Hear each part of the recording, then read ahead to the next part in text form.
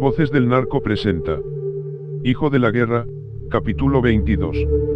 Antes quiero invitarte a que te suscribas, si aún no lo has hecho. Déjanos tu like y un comentario. Eso me serviría para subir más trabajos como este y para mejorar el contenido del canal. Diario de un hijo de la guerra. Enero, 2010. En enero o febrero de 2010 fui a buscar a mi madre. Me apersoné en su trabajo, pero apenas me vio, se mostró bien encabronada. Preguntó que qué chingados hacía allí y si quería meterla otra vez en problemas. Le dije que solo deseaba saber cómo le iba y ella respondió que, como podía ver, estaba mejor sin mí. Lo ojete fue su cara de miedo al verme. No quiso escuchar lo que tenía por contarle después de haber pasado una semana entera bajo la tierra, ni tampoco el infierno que estaba significando la adicción a la heroína. Había dejado mi camioneta a varias cuadras de la panadería, así que regresé caminando y fue en el trayecto que topé con el templo Alfa y Omega. Decidí husmear y una señora salió para recibirme, me dejé llevar y tomé asiento adentro. Conducía el culto un hombre que tendría unos 80 años, un señor de pelo blanco y nariz grandota que hablaba con las manos y nos señalaba con un dedo índice que me pareció demasiado largo. Primero pensé que se había tomado una copa de vino, pero luego me di cuenta de que tenía dificultad para pronunciar ciertas palabras y también para caminar. A su lado, una señora buscaba en la Biblia los versículos dictados por él, Salmo tal y tal, o Carta a los Corintios número tal. Una vez que los encontraba y leía en voz alta, el pastor interpretaba para nosotros. Cuando terminó su discurso, Samuel Lascari dejó a un lado la Biblia y abordó otro tema. Yo desconocía entonces casi todo sobre los evangélicos y por eso tardé en comprender que estaba pidiendo dinero porque hacía falta para una misión de la iglesia. Al tiempo que explicaba, un asistente llegó hasta mí con una canastita en la que había muy pocos billetes y algunas monedas. Yo traía conmigo unos 40.000 pesos en efectivo y los eché dentro. El encargado de la colecta se aproximó al pastor para decirle de mi donación. Me habría gustado pasar desapercibido, pero frente a las más de 30 personas que estaban en el templo esa mañana de domingo, el pastor interrumpió el servicio para darme las gracias. Me chivé, y peor fue cuando preguntó por mi nombre. Apenas respondí, dijo que el hermano José Luis Ríos Galeana había aportado los recursos faltantes para el viaje de los evangelizadores. Vino un aplauso, y, alabado sea el Señor. Luego preguntó si yo era cristiano. Contesté que una vez fui bautizado, pero no frecuentaba el templo. Propuso entonces que pasara al frente para dar mi testimonio. ¿Testimonio de qué chingaos? Yo no sabía qué era eso, y sin embargo un pensamiento me animó, ¿y si ese pastor conocía a mi madre? Aunque había tenido poco contacto con ella desde que me fui a vivir a Tamaulipas, supe que se había vuelto cristiana. Fue esa idea la que movió mis pies hacia el pastor Lascari. Al tenerlo cerca, sentí que su mirada era capaz de descubrir todo lo que en ese momento pasaba por mi cabeza. Me entregó un micrófono y se apartó, dejándome parado frente a la gente. No puedo explicar qué fue lo que sucedió, pero en cuanto abrí la boca comencé a hablar de más, en desorden conté mi vida. Compartí que había hecho el mal a mucha gente y que incluso había matado. Que fui militar y luego policía, y que en ese momento me dedicaba al narcotráfico. Confesé ahí mismo que era integrante de los Zetas. Me llevó como 15 o 20 minutos escupir cuanta pendejada. Fue al último que tomé conciencia de lo asustada que había dejado a la gente con mis historias, pero no me importó. Ocurrió como si el muro de una presa se hubiera venido abajo, ya no aguantaba la presión porque después de Chiapas quedé fracturado por dentro. Samuel Lascari no me juzgó. Al concluir el culto, me invitó a conversar en la oficina que tenía dentro del templo. Ahí me desplomé y comencé a llorar. El pastor me dijo que, así como yo, él había visto pasar a muchos otros jóvenes que cargan tristezas grandes. Sé de dónde vienes y entiendo por qué estás sentado frente a mí. Jesús quiere convertirte en una criatura nueva, Jesús quiere perdonarte. Cada vez que veía arrepentirse a los aleluyas me parecían, todos, una bola de hipócritas. No creía en sus milagros porque estaba lejos de los cristianos, todavía tenía fe en mis santos y sabía que esa gente pensaba en mi religión como cosa del diablo. Sin embargo, después de dar ese testimonio en el templo y de llorar frente al pastor, me entró una paz que desconocía. Llevaba conmigo un rosario de perlitas que era ostentoso y caro, se parecía a aquel que Alfredo Ríos Galeana me regaló cuando era chamaco. En agradecimiento, me lo quité de encima y se lo ofrecí al pastor. Primero quiso rechazarlo, pero cuando lo miró de cerca cambió de opinión. No es que a Lascari le gustaran las joyas, lo que pasa es que necesitaba dinero para mantener los templos de su congregación. Le propuse hacer aportaciones grandes para ayudarlo y me preguntó si el dinero que entregué durante la celebración del culto tenía un origen legal. Aunque me habría gustado seguir conversando sin mentiras, mejor le dije que sí y quedó satisfecho. Me contó, según esto, que de muy chamaco trabajó de mozo en una escuela allá en Nuevo Laredo, y el director lo dejó vivir ahí porque no le alcanzaba para el alojamiento. Comparó mi situación de ese momento porque le dije que, desde mi regreso a la Ciudad de México, dormía en hoteles ya que mi madre no quiso recibirme en su casa. Se le ocurrió entonces ofrecerme el templo para que permaneciera mientras resolvía mi situación. Me agradó la idea. Era mejor que seguir como corcholata, rebotando de un lugar a otro. Llamó entonces a la señora que se encargaba de la limpieza en el Alfa y Omega y le pidió que buscara almohadas y cobijas para mí. También ordenó que me mostrara un cuarto en el segundo piso, que usaban para cuando había cursos de evangelización. Era de locos lo de que Dios me había elegido y yo debía ponerme a su servicio porque mi testimonio, presumió Lascari, podía hacer bien a otros. Lo único claro para mí es que estaba harto de la soledad. Dormir ahí no hizo que cambiara el resto de mis actividades. Continué como responsable de organizar reuniones para los altos mandos de la compañía, todas eran negociaciones que me generaban buen dinero. Tampoco dejé la droga, aunque jamás me inyecté dentro del templo. Y mantuve la relación con Rosaura, aunque jamás la llevé a dormir conmigo al Alfa y Omega. Había una persona mucho más jodida que yo, le decíamos la cochinilla porque hacía mucho ruido al comer, y es que no tenía dientes. Era un pobre tipo que a veces dormía en la calle y no tenía dónde bañarse. Una vez me pidió pasar la noche dentro del templo y se me hizo fácil decirle que sí. Creí que lo mismo habría hecho cualquier otro hermano, pero no supe adivinar su comportamiento. Durante un fin de semana que salí de la ciudad, la cochinilla robó varios micrófonos y una grabadora que tenían en la iglesia. En cuanto se enteró, el pastor Lascari me mandó llamar bien enojado. Se relajó cuando le expliqué que lo del hurto era responsabilidad del hermano Huberto, a quien conocíamos como la cochinilla. Molesto, de todas maneras, me exigió que devolviera las llaves, ya que a pesar de tener motivos bondadosos había abusado de su confianza al meter a la iglesia a una persona sin pedir autorización. Sin embargo, el pastor y yo nos seguimos frecuentando. Durante una enfermedad que lo obligó a guardar reposo, yo lo visitaba en su casa. Todo ese tiempo fue sincero mi acercamiento a la palabra de Dios. Le presenté a Rosaura, pero al pastor no le gustó que ella siguiera casada con otra persona, así que solo yo lo visitaba.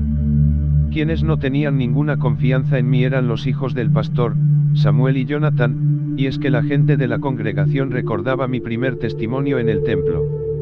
Los dos pensaban de mí que era una persona abusiva, y después del robo de la cochinilla en el templo temían que yo fuera a hacer lo mismo en su casa. Por eso Jonathan se inventó la mentira sobre la pistola y maquinó con su hermano que me metieran a la cárcel. El pastor lo regañó porque no era de buenos cristianos encerrar a alguien por un asunto tan menor. Al final Lascari prometió a sus hijos que no volverían a verme, siempre y cuando retiraran la denuncia. Jonathan cumplió su palabra, pero para ese momento yo ya había decidido quedarme a vivir en Chiconautla. Carolina de la Sancha. Febrero, 2016. Fue ella quien eligió el lugar para la cita, un restaurante que se encuentra muy cerca de la panadería donde trabaja. Llegué primero y minutos después entró al local una mujer de unos 60 años, con el cabello recogido en una trenza de color gris. No era alta y los músculos de sus hombros tenían la fuerza de una persona que había amasado pan durante muchos años. Galdino me advirtió que su madre no quería verme, pero una carta escrita de puño y letra la hizo cambiar de opinión. Así que era cierto. Dijo con el gesto de una monja severa apenas tomó asiento junto a mí. Asentí. todavía sin resentir el tono de reclamo que permanecería durante la mayor parte de la conversación. Cuando Juan Luis me comentó que un periodista lo estaba visitando, pensé que era otra de sus mentiras, ya sabe, porque ese muchacho me nació mentiroso. Tengo algún tiempo yendo a Chiconautla, confirmé. Cuenta que usted está haciendo un reportaje sobre su vida, y que lo van a transmitir por televisión. Comentó la mujer con ánimo exploratorio. Lo del reportaje es verdad, dije sin abundar, y luego desvié la conversación preguntando si quería algo para comer. La señora Carolina estaba incómoda y yo no me hallaba mejor. Un mesero filtró el aire cuando anotó el pedido en su blog, pero una vez que recuperamos intimidad, ella volvió a imponer aspereza entre nosotros. Hemos sufrido mucho a causa de Juan Luis y no estamos para tener más complicaciones. Supuse que se refería a los problemas que podría acarrear la publicación del reportaje. Sin embargo, no acusé recibo y en revancha aproveché para ampliar el terreno del intercambio. ¿Quiénes han sufrido mucho? Pues ¿quién va a ser? Sus hermanos, su papá y más que todo yo, respondió. Vive todavía su marido. ¿Es marido?, aclaró sin tersura. El papá de Juan Luis y yo no tenemos nada que ver desde que él era muy niño. ¿Dónde puedo encontrarlo? Gilberto es un mueble arrumbado que no quiere saber más de nadie. No le recomiendo acercarse, porque no podrá sacarle nada. Mientras yo la miraba a los ojos, se encorvó como pájaro que acecha. ¿Qué le pasó en la mano? Un accidente, respondí, descolocado. No habrá sido mi hijo, ¿verdad? Negué con la cabeza, sin suficiente convicción. Cuenta Juan Luis que ustedes no se llevan bien. Es cierto, vivimos mayormente peleados. Desde siempre. Sus hermanos son hombres de bien, pero él salió diferente. De niño debió ser distinto, aventuré. ¿Qué va? Muchas veces he querido hablar con él, para ver si puedo entender lo que sucedió. Yo digo que el origen del problema fue el alcoholismo del papá y también que ese señor todo lo resolvía rompiéndonos el hocico. Por eso se divorciaron. En realidad nunca estuvimos casados. El vuelco que tomó la entrevista dio resultado porque ella necesitaba subrayar la mala relación que sostenía con su hijo y con su exmarido. ¿Qué edad tenía el niño cuando se separaron? Unos 7 años. El Yuca y yo habíamos recién acordado que él se regresaría a Mérida, pero una madrugada despertó a puntapiés al mayor, Abraham, que no es hijo suyo, aunque lleva sus apellidos. Tomé nota mental cuando llamó Gilberto al padre de Galdino y también cuando, para referirse a él, mencionó un apodo que no estaba en mi lista. Agarré un sartén y le di un golpe en la nariz, después corrí para buscar a Abraham, porque había salido de la casa con sangre en la cabeza. Era todavía de madrugada y nos fuimos a dormir a la panadería. Al día siguiente, cuando regresé, encontré la casa sola. El papá se llevó a los muchachos, a Juan Luis y a José Ricardo, que es 2 años menor. Durante meses los guardó en un cuarto de azotea. Fui a presentar la denuncia, pero el Yuca tenía buenas relaciones con la policía y nadie me hizo caso. Un día me indicaron las vecinas que los niños estaban jugando en la calle, cerca de la casa donde vivíamos. Llegué sin avisar y José Ricardo me hizo fiesta. En cambio, Juan Luis no quiso venirse conmigo, porque idolatraba al papá. Poco después, los dos se mudaron de nuevo. No volví a tener noticias suyas hasta que Gilberto vino a decirme que el muchacho estaba en un orfanato. Interrumpí el hilo de la narración que hacía doña Carolina para indagar de nuevo sobre el padre de Galdino. Es cierto que a su exmarido le dicen el Marino.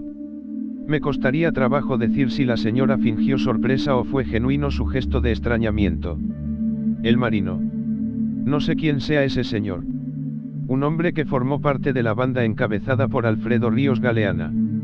Precisé, asumiendo que ella ya tenía esa información. Ríos Galeana, el asaltabancos. Sonrió la panadera. ¿A poco Juan Luis le contó esa tontería? Al señor Alfredo Ríos Galeana nada más lo conocimos por los periódicos. Cerrada esa puerta volví con zozobra al relato previo. ¿Qué pasó después de que su hijo salió del orfanato? Lo llevé a vivir con sus hermanos a una casa en el Estado de México. Gracias a mis ahorros había comprado un lote y teníamos ya construidos varios cuartos. ¿No vivía usted entonces con su mamá? Nada de eso, desde jovencita me distancié de ella, porque quiso más a mis hermanos que a mí. Su hijo me contó otra cosa, dije, recordando la historia del desencuentro con su abuela. Nada, con mi familia nunca la llevé bien. Se lo he dicho muchas veces a Juan Luis. Entiendo lo que sientes, porque lo mismo me pasó a mí. ¿Qué le pasó a usted? A mí me corrieron de casa antes de cumplir los 15, porque mi mamá malinterpretó las cosas. Suspiró antes de continuar, yo era la favorita de mi padrastro, y ella se puso celosa. Guardamos silencio y luego añadió.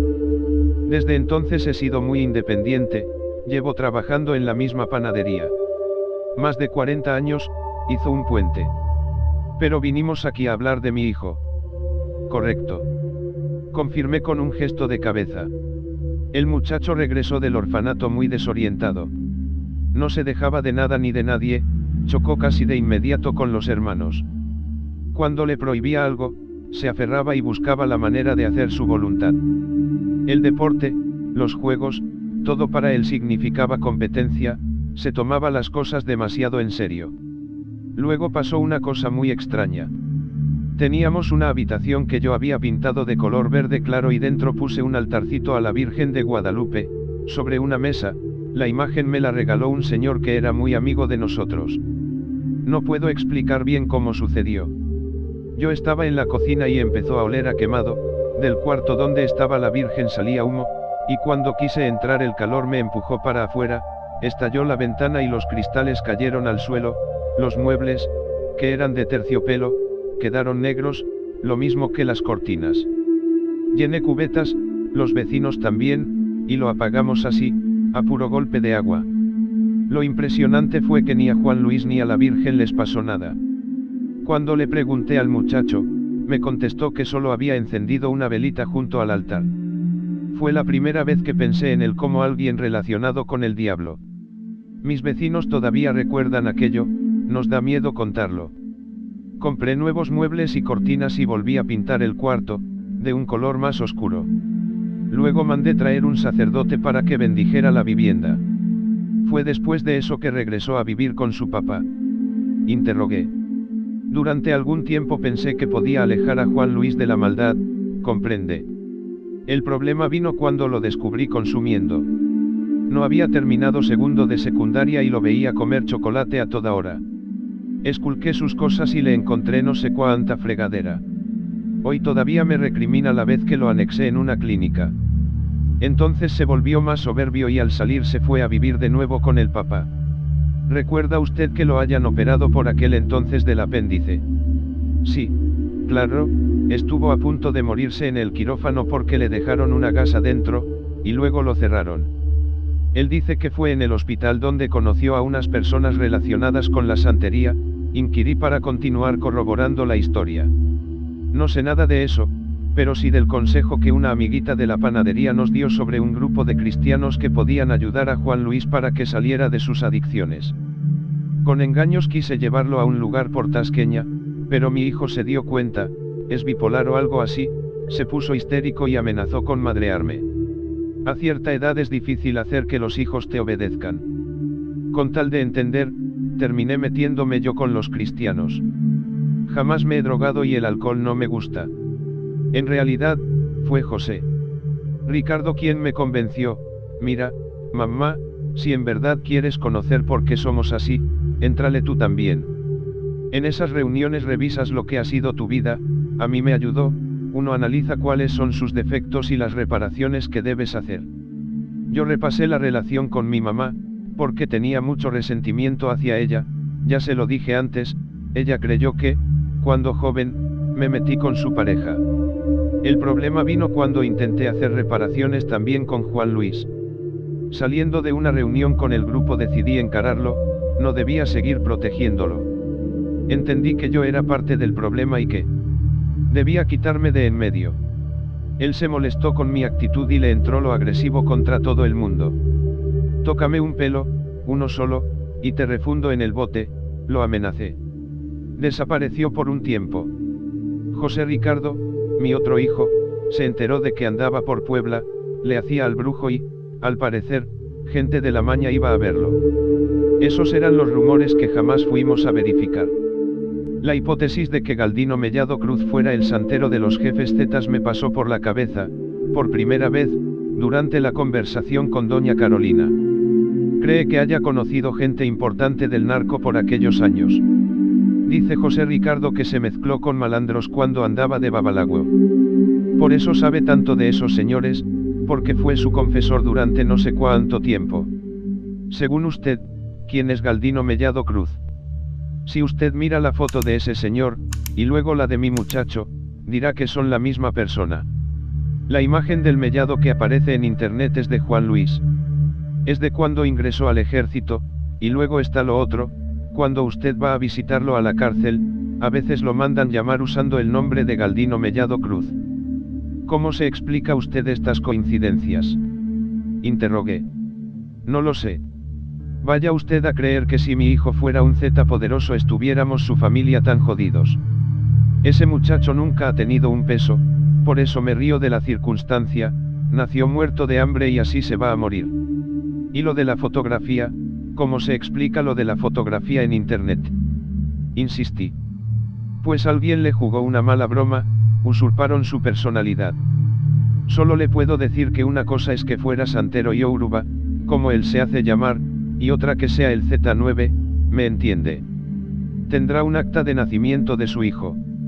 Yo no guardo nada que pertenezca a ese malagradecido.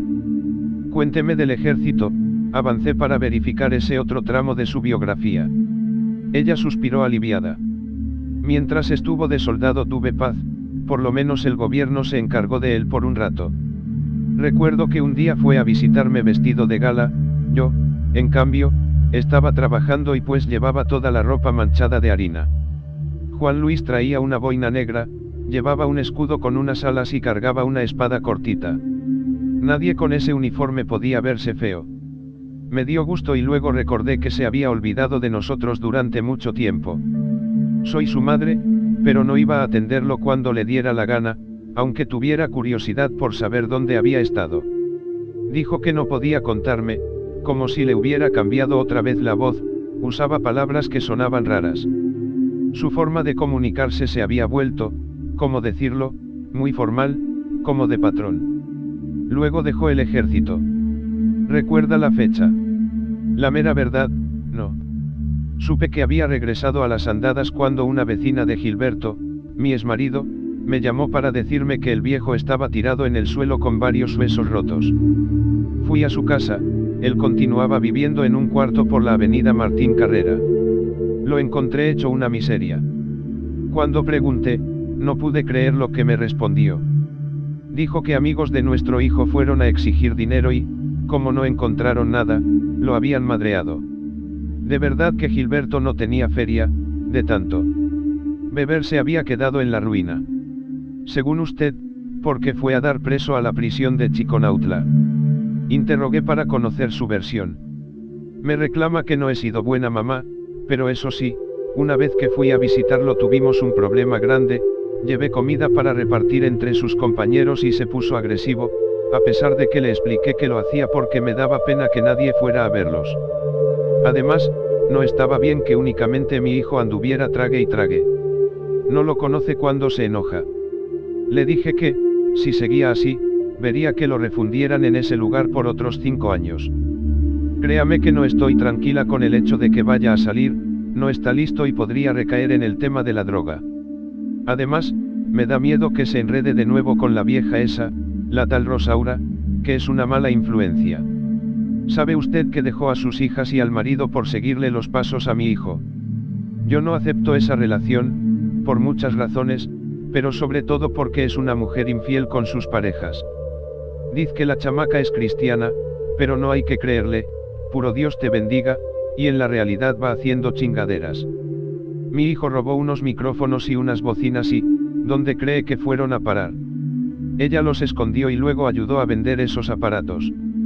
Tal cosa me contó el pastor Láscar y cuando fui a hablar con él, también me dijo que le daba pena conocerme en esa circunstancia, y me explicó que Juan Luis había sustraído de su casa una pistola. No sabe la vergüenza que sentí. Lo mejor que me pudo haber pasado fue que lo encerraran. Sigue siendo pareja de Rosaura. Él dice que no. Calculando que la conversación se aproximaba al final, hice la última pregunta de aquella entrevista. Necesito que sea sincera. Doña Carolina abrió los ojos. ¿Diría usted mentiras para evitar que salga a la luz el reportaje sobre su hijo? No entiendo. Intenté ser aún más explícito. ¿Qué tal si usted me está diciendo que su hijo no es Galdino Mellado Cruz cuando en realidad sí lo es? ¿De qué lo es? Lo es. La foto de internet es de Galdino y es de Juan Luis, pero mi hijo no es el Z9. Eso es tan mentiroso como que su papá haya sido el marino o que Ríos Galeana fuera amigo de la familia. Si no puedo probar que Juan Luis Vallejos de la Sancha es Galdino Mellado Cruz, el reportaje se irá directo a la basura, expliqué. La señora Carolina sonrió de oreja a oreja. Pues eso está bien. No es lo que Galdino prefiere, afirmé. Lo que Juan Luis quiera me tiene sin cuidado, ya le dije que nosotros somos los del problema. Hemos sufrido mucho por su culpa y ya es hora de que nos dejen en paz, concluyó. Apuntes del periodista. Febrero, 2016. Me habría gustado entrevistar también a José Ricardo Vallejos de la Sancha, el supuesto hijo menor de la señora Carolina, pero aquella única cita terminó con una petición tajante para que jamás volviera a buscarla. Lo que tenía por decirle ya se lo dije, me explicó, allá usted y su conciencia con lo que vaya a publicar. Después de esa declaración perdí toda posibilidad de que ella me ayudara a contactar al hermano del interno de Chiconautla. Se sumó como problema que no hallé en redes sociales ni tampoco en internet a nadie con el nombre de esa persona. Si Galdino tenía un hermano menor, probablemente también usaba una segunda identidad. Salí frustrado de aquella reunión porque, si bien la conversación sostenida con doña Carolina me ayudó a corroborar algunas piezas de información relevantes para la biografía de Galdino, ciertamente no fueron útiles para avanzar. No logré descifrar, por ejemplo, si el padre del Mellado fue realmente el marino, aquel lugarteniente de Alfredo Ríos Galeana. En cambio, sí pude verificar datos básicos como que de niño fue internado en una casa hogar, que sufrió de adolescente una operación del apéndice, la cual tuvo complicaciones, que por esas mismas fechas ingresó a la religión Yoruba y también que, efectivamente, se integró a las filas del ejército.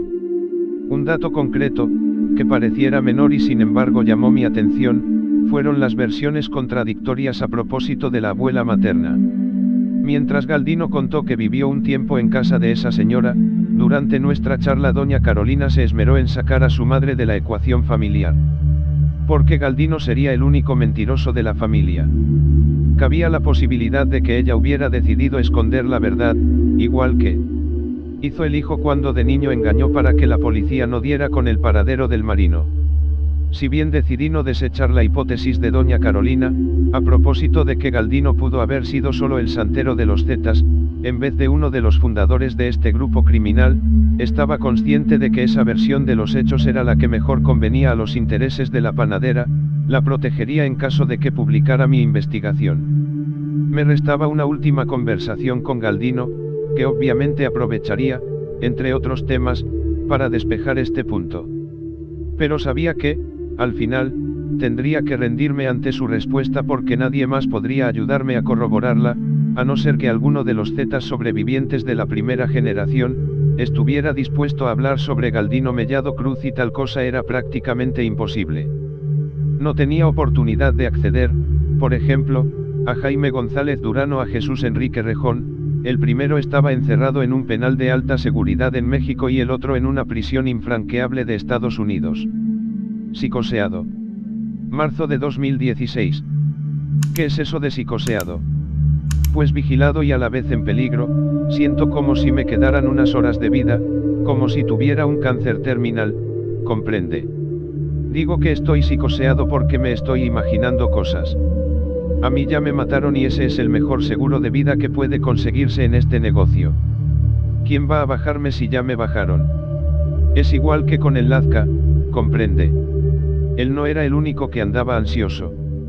Yo también y por eso asistí a ese último encuentro con un propósito principal, resolver los términos de la despedida entre nosotros.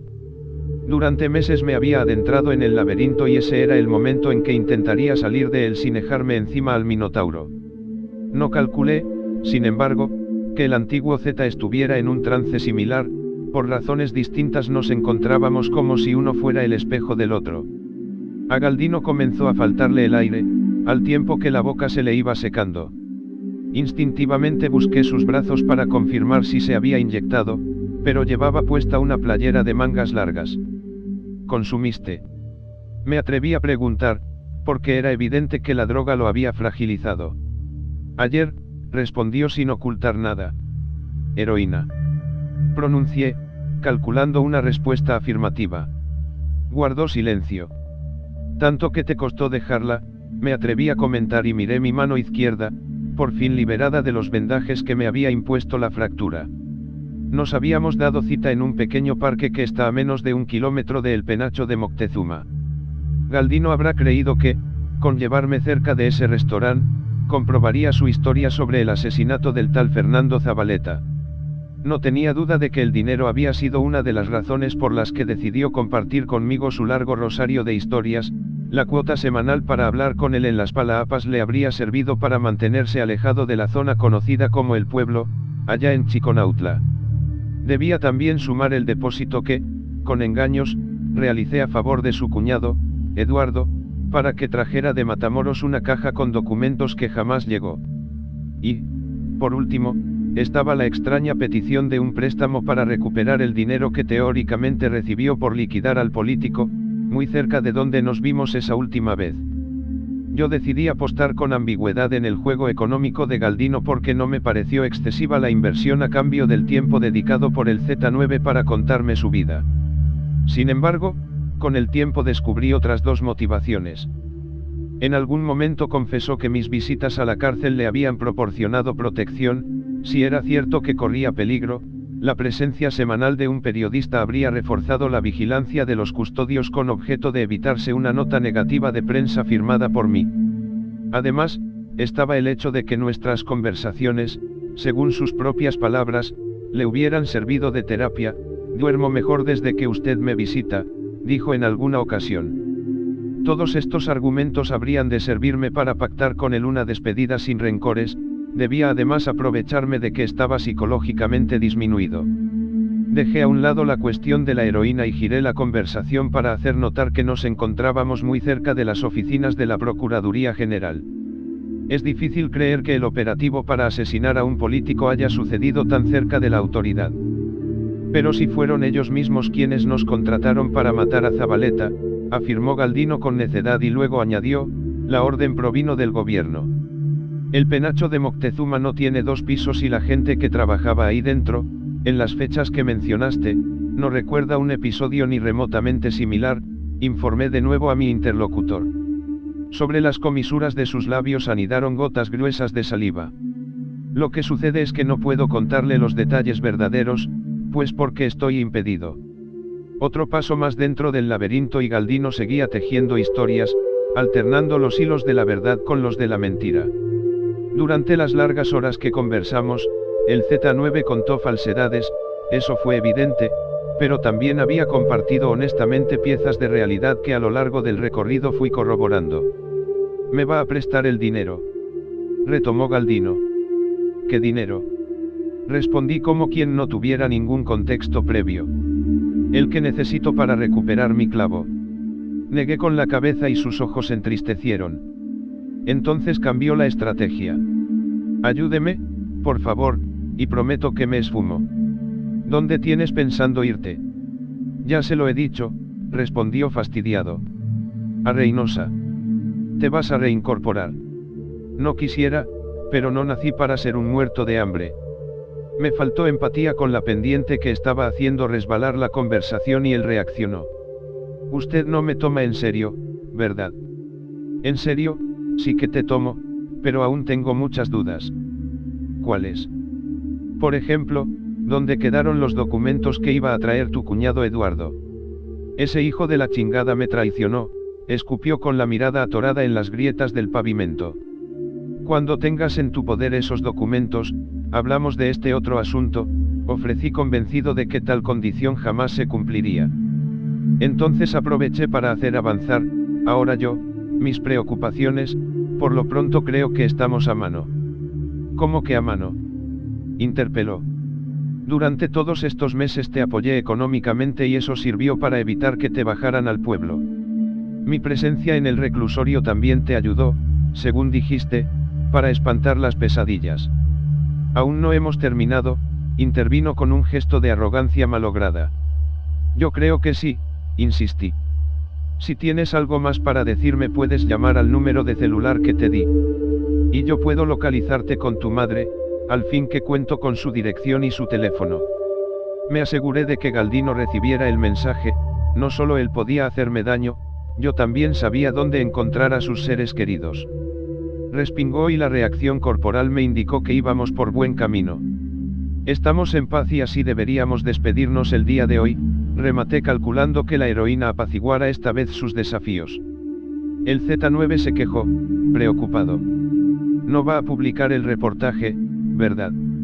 Aún no lo sé. Es una lástima, porque mayormente es cierto todo lo que le conté. No era fácil plantear la hipótesis de doña Carolina sin delatar a la fuente, pero no podía irme de ahí sin atar ese último cabo suelto. ¿Qué lo hace dudar?, cuestionó. Cabe la posibilidad de que hayas pertenecido a los Zetas, no como parte del grupo armado sino solo como santero de esa gente. Ya habló con mi mamá. Respondió, intrigado. Me tocó el turno de mentir y rechacé enfático, porque doña Carolina exigió que por ningún motivo enterara a su hijo sobre nuestra conversación. Solo responde, por favor, dije. En esto no le he mentido, fui babalagüe de todo el mundo dentro de la compañía. Del patrón Osiel, de su hermano, el Tony Tormenta, del Lazca, del Hammer, del Mamito, mis ahijados se contaban por docena. Por eso sabes tanto de sus vidas, correcto. Y también porque soy uno de los originales, de los Zetas fundadores, aunque usted se ponga necio. Miré el arroyo vehicular que en ese momento se quedó sin carros y el vacío ocupó un lugar entre nosotros. De pronto, Galdino hizo una propuesta descabellada. ¿Quiere ver los dedos de mis pies? Reaccioné girando la mirada para constatar que nadie más lo hubiera escuchado. Era una paradoja que así concluyeran nuestras conversaciones. 10 meses atrás sirvieron para aproximarnos, por primera vez, los tatuajes que llevaba en los brazos y la espalda. Recordé, durante nuestra primera cita, con cuánta urgencia mostró los dibujos en su piel y por eso tardé en decirle que, a diferencia de la ocasión anterior, no estaba interesado en conocer esa otra parte de su cuerpo. Mi retraso cobró factura cuando, con increíble velocidad, se descalzó y también retiró los calcetines. Observe, mi señor, ordenó, para que no ande dudando, así me quedaron. Después de ser torturado. Tal como temí, fue desagradable mirar aquellos pedazos de carne deforme. Esos dedos me habrían impresionado menos de haber estado completamente desnudos, pero los trozos de cartílago color tabaco que crecían aquí y allá, sin ninguna armonía, los hacían repugnantes. Cada vez que olvido quién fui, mis pies se encargan de recordármelo. Te creo, dije maquinalmente, deseando con intensidad que volviera a cubrirse. Él reaccionó satisfecho con la exhibición y yo no escondí el desagrado. Me incorporé y Galdino me imitó, con las plantas de los pies todavía al ras del cemento. Luego chocamos los puños. Me llamas cuando recuperes los documentos, dije. Lo llamo, contestó, y yo supe que no lo haría. 10 pasos después viré para mirar cómo se calzaba, distinguí entonces las 5 estrellas perfiladas en la parte baja de su cuello. Una por cada estado, de los 5 que conquistaron primero. Voces del Narco presento. Hijo de la Guerra. Si el vídeo te gustó, te invito a que nos apoyes con un like.